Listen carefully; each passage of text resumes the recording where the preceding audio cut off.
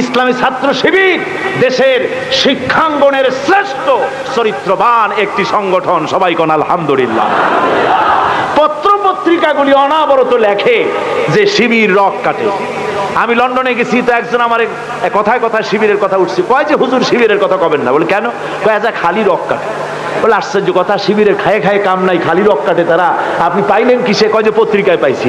আমি তখন বললাম, দেখেন কোরআন শরীফের সূরায়ে হুজুরাত 26 পারা, কোরআন শরীফে আল্লাহ পাক বলেছেন ফাসেক কর্তৃক পরিবেশিত খবরকে যাচাই না করে বিশ্বাস করো না।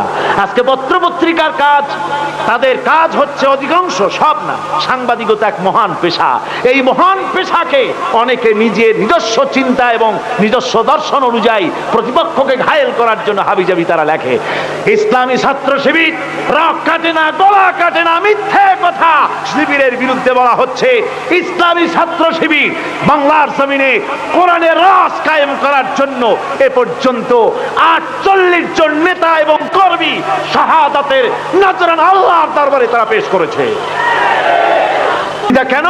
যাতে করে নতুন প্রজন্ম ছাত্র শিবিরের মতো চরিত্রবান সংগঠনে সামিল না হতে পারে, সেই জন্য তাদেরকে ভয় দেখানো হচ্ছে। ওখানে গেলে তারা রক কেটে দেবে, তারা গলা কেটে দেবে, এই কথা বলে শিবির থেকে তারা মাহরুম করতেছে।